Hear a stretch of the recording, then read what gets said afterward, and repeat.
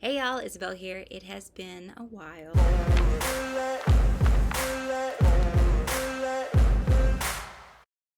In my defense, I was in Indiana doing a play, which went really well. My last video was all about coming up with ideas. I didn't take into account how indecisive I am. So last time I had pages and pages of ideas, but then I found I could not choose one.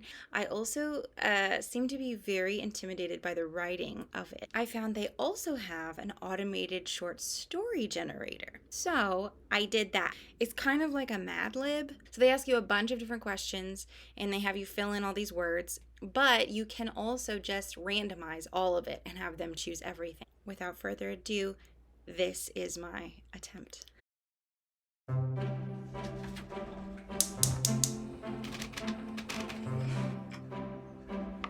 Bouncing to the beat.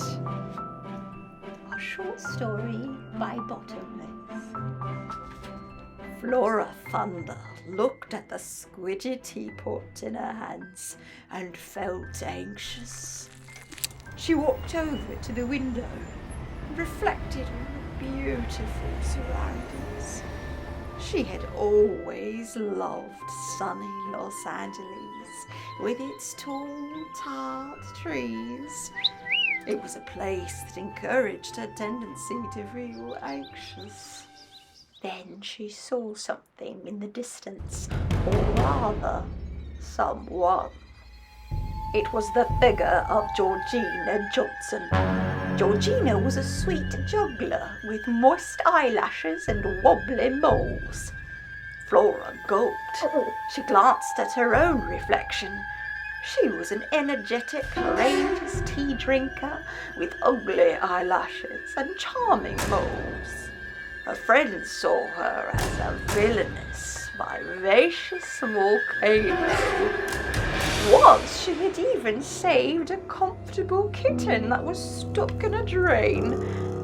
But not even an energetic person who had once saved a comfortable kitten that was stuck in a drain was prepared for what Georgina had in store today. The wind blew like rampaging monkeys, making Flora ambivalent. As Flora stepped outside and Georgina came closer, she could see the depressed glint in her eye. Georgina glared with all the wrath of 9,857 understanding oily owls. She said in hushed tones, "I hate you, and I want a Wi-Fi code." Flora looked back, even more ambivalent, and still fingering the squidgy teapot.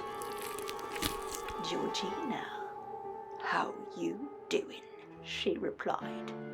They looked at each other with sad feelings, like two faithful, freezing frogs thinking at a very intelligent holiday, which had orchestral music playing in the background and two spiteful uncles bouncing to the beat.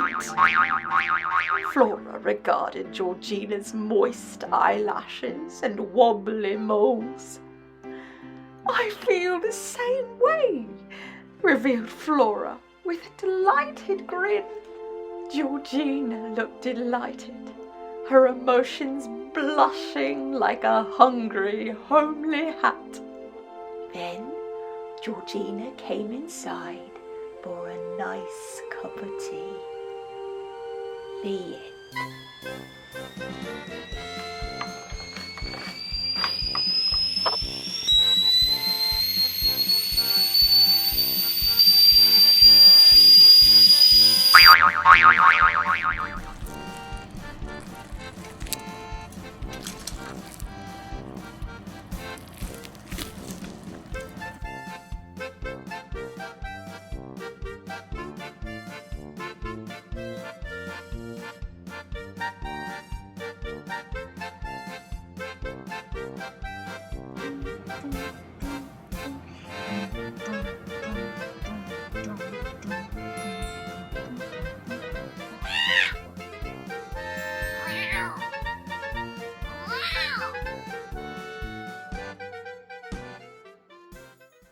I said in a previous video that I learned by doing, and it is so true.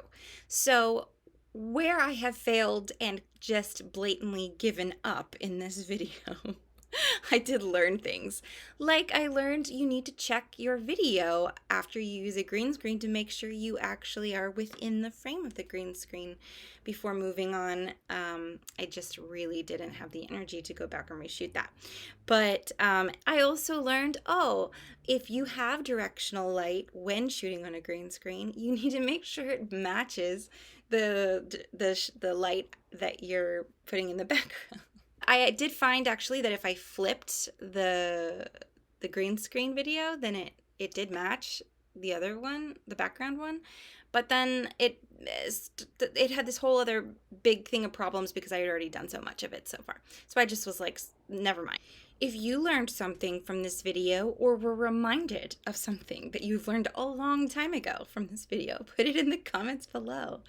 Also, if you've ever encountered a squidgy teapot, I would love to know that, and how and when and what that experience was like. If you haven't already, don't forget to like and subscribe, and join me next time for Ground Up Skill Growth.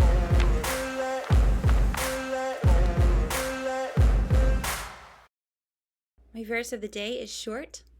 A friend loves at all times. Proverbs 17:17. Thank you for watching.